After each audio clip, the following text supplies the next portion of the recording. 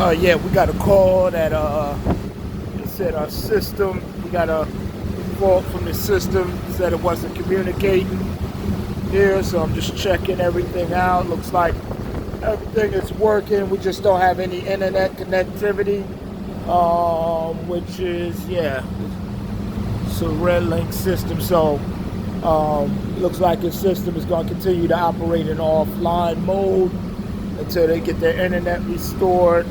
Just had to make sure that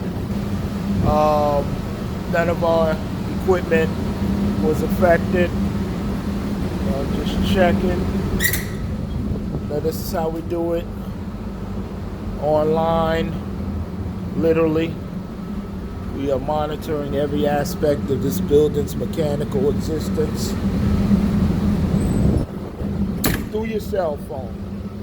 So, if you need it, we got it. Give us a call. 1-800-DBS-2025.